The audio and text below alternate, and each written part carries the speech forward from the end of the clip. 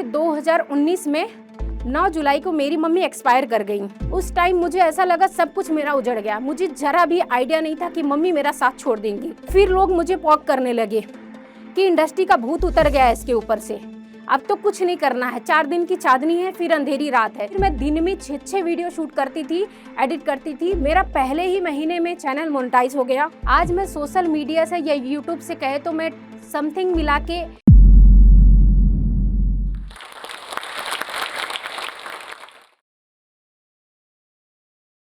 अजीब सी दुनिया है साहब।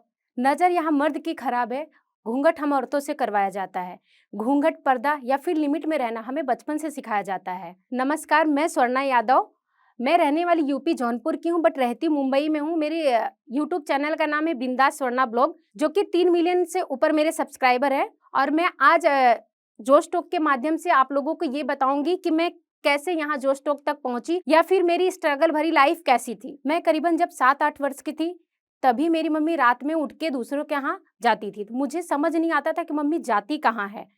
तो कुछ टाइम बाद मुझे पता चला कि मम्मी रात में समाज से छुपकर दूसरों के खेत में काम करने जाती है। मुझे ये समझ में नहीं आता था कि मम्मी आखिर क्यों जाती हैं काम करने। फिर बाद में मुझे ये पता चला कि हमारे जो गांव के लोग थे या समाज था, उनको पता ना चले कि मेरी मम्मी मजदूरी करके हमें पालन पोषण करती है। इस वजह से वो रात में जाती थी, क्योंकि लोग तरह तरह के बातें करते थे। उन्हें ऐसा लगता था कि मजदूरी करना बहुत बड़ा गुनाह है।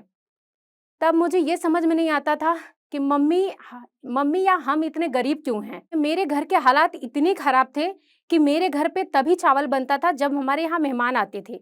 वो भी पता है कैसे बनता था? लोटे में, ताकि सिर्फ मेहमान खा सके। हमारे पास इतने पैसे नहीं होते थे कि हम पूरे परिवार चावल खा सके। मेरी मम्मी इतना मेहनत करती थी, मतलब सुबह से या रात को जब भी काम करके आती थी, तब जो खेतों में काम करती थी उनको पैसे नहीं मिलते थे, उनको उसके बदले अनाज मिलते थे। उस गेहूं या चावल जो भी मिलता था अनाज, तो मम्मी लाती थी। गांव में चक्कियां हुआ करती थी, घर पे ही होती थी उस टाइम। तो मम्मी लाती थी, रात को ही उसको पीसती थी, फिर रात को 2 टाइम का राशन बना देती थी कि कल हमें यही खाना है, क्योंकि हमारे पास कल के लिए राशन तक नहीं होते थे। कई टाइम तो ऐसा होता था कि हम लोग नमक का घोल बना के उसके साथ खाते थे। मतलब हम सब्जी के लिए भी तरस जाते थे कि हम सब्जी देख ही नहीं पाते थे सब्जी होती क्या है। इतने हालात खराब थे कि मेरे दोनों भाई पढ़ाई छोड़ दिए। 10-11 साल की उम्र में वो लोग आके सूरत आके काम करने लगे। मेरी मम्मी भी आ गई, मैं अकेले गांव में थी। हमारी पूरी फैमिली सूरत आ गई। थोड़े टाइम के बाद मेरी मम्मी ने मुझे भी बुला लिया। मैं पढ़ाई लिखाई करती थी, मेरे दोनों भाई जॉब करते थे। पढ़ाई के दौरान मैंने 12वीं जैसे तैसे पढ़ाई की। भाई लोग बोले कि आगे पढ़ो, मैंने बोला कि नहीं, अब मुझे नहीं पढ़ना है, मुझे भी जॉब करना है।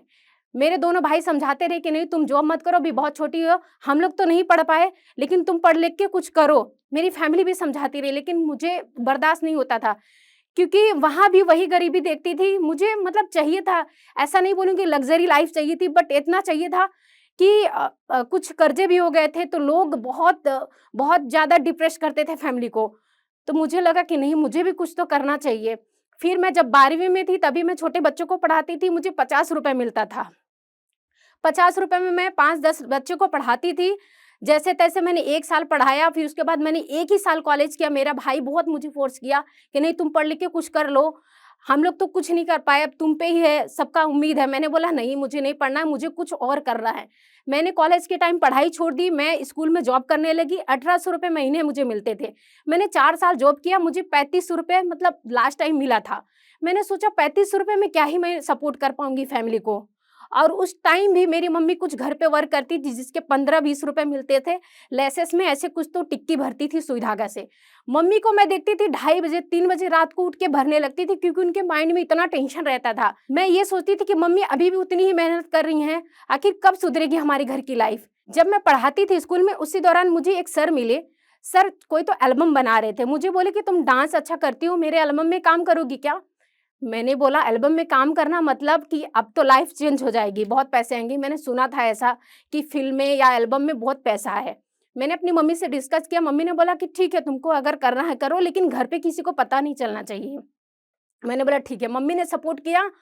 मैं एल्बम की उसके बाद सर बोले देखो तुम अच्छा कर रही हो, तुमको इसके लिए मुंबई जाना आना पड़ेगा। मेरी कुछ फ्रेंड मिली, मैं उनके साथ मुंबई जाती आती थी। 4 घंटे का ट्रैवल था सूरत से। तो आते-जाते मतलब बहुत टाइम हो जाता था। कभी-कभी ऐसा होता था कि घर में किसी को पता नहीं था। मैं बहुत चोरी-छुप के जाती थी, सुबह 7 बजे से निकलती, जैसे मेरा भाई जॉब पे जाता था, तुरंत मैं निकल जाती थी और 8-9 बजे तक मुझे आना होता था, बट कुछ हो नहीं पा रहा था। मेरे भाई को बाद में पता चला, मेरा भाई थोड़ा स्ट्रिक्ट है, क्योंकि वो समाज से बहुत जुड़ा हुआ है। उसको जो समाज ने कान भर दिया, वही उसको सुनना है। ये नहीं देखना था कि नहीं, हमारी लाइफ़ अगर सुधर रही तो सुधरने दो। वो मुझे पिंच करता था, तुम ये क्या कर रही हो? ये नहीं, वो नहीं, क्योंकि उनको समाज बोलता था। मैं एल्बम करती थी, उसमें मुझे सिंदूर वगैरह लगाना होता था, या लोग जैसे जिसको एल्बम कराना होता वो टच करते थे। तो इसको लेके मेरे गाँव वाले वीडियो तुरंत लोगों को दिखाते थे कि देखो ये तो सिंदूर लगा रही है, इसकी शादी हो गई। मैं गाँव गई तो मुझे तरह-तरह के लोग बोलने लगे कि तुम्हारी शादी हो गई क्या? मुझे मतलब टोंट देते थे कि तुम मतलब तुमसे शादी कौन करेगा? तुम ये काम कर रही हो। ऐसा लगता था मैं बहुत बड़ा गुनाह कर रही हूँ। मैं ये बोल रही हूँ कि अपना जीवन चलाने के लिए अपनी मेहनत से अपन पैसा कमा रहे तो क्या गलत है? मुझे लगता था कि गलत नहीं है। सब कुछ ठीक-ठाक चल रहा था। उसी दौरान ऐसा हुआ कि 2019 में 9 जुलाई को मेरी मम्मी एक्सपायर कर गईं।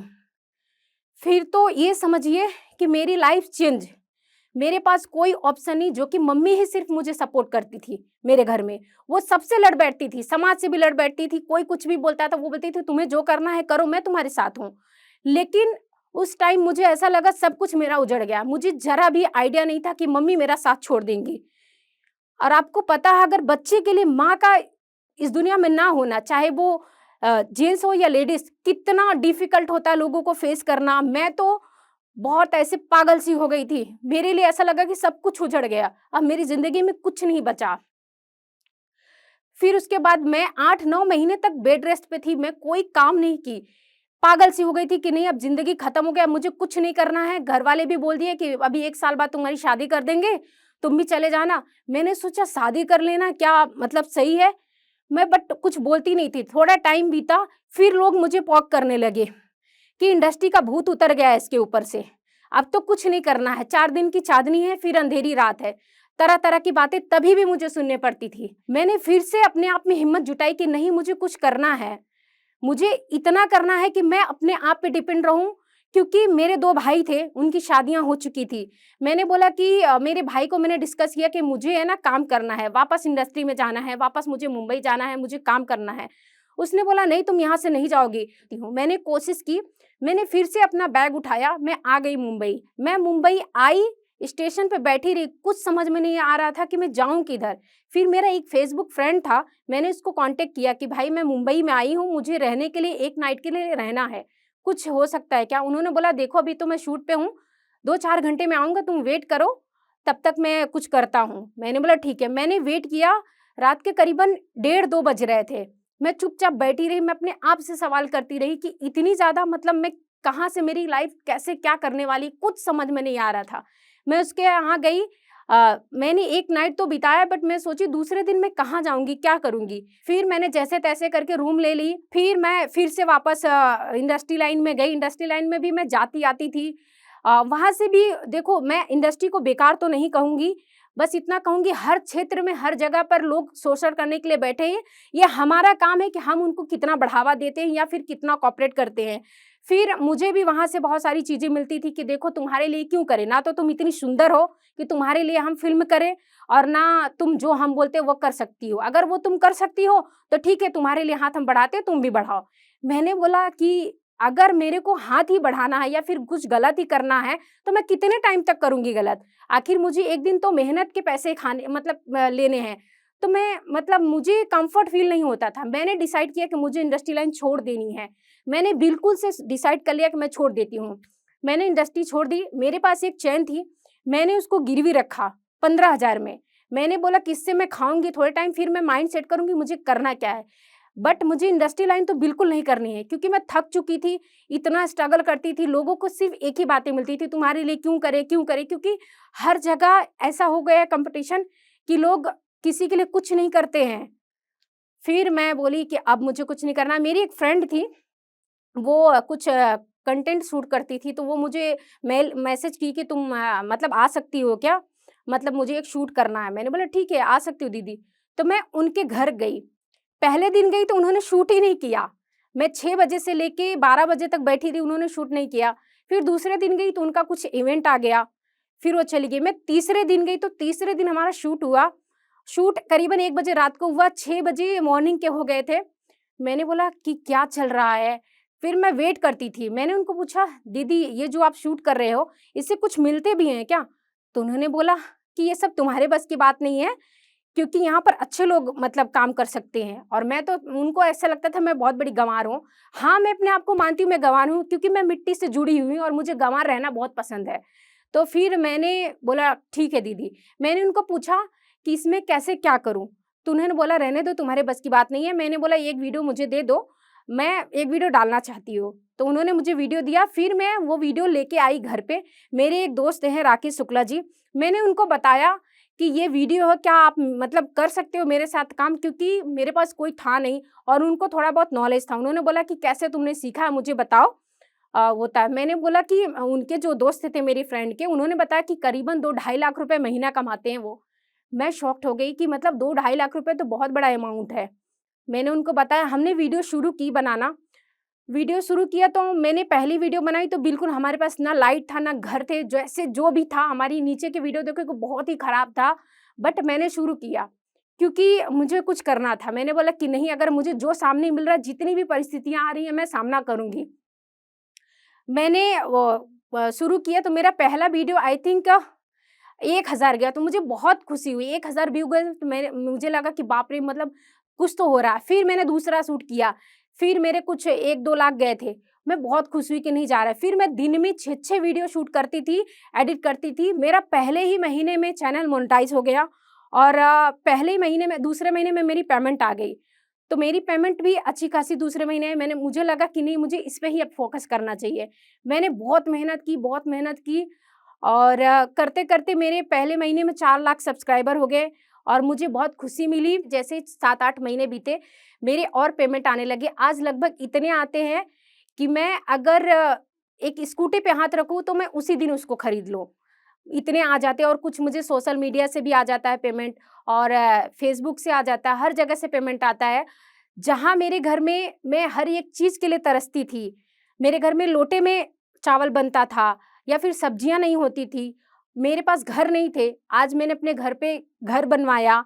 उसके बाद मेरा बहुत आगे भी प्लान है बहुत कुछ करने का। अपनी फैमिली को सपोर्ट करती हूँ तो मुझे बहुत अच्छा लगता है।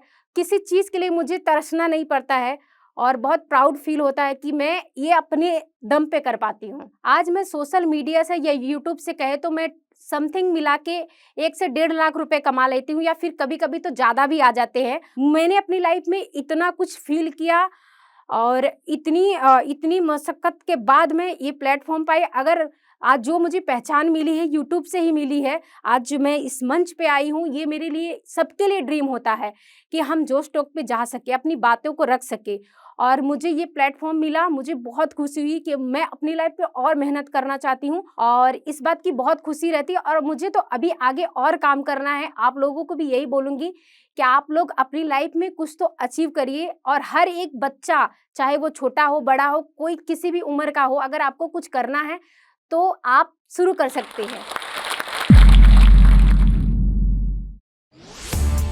इस वीडियो के बारे में अपनी राय नीचे कमेंट सेक्शन में हमें बताएं और अपने दोस्तों के साथ ये वीडियो शेयर करना ना भूलें।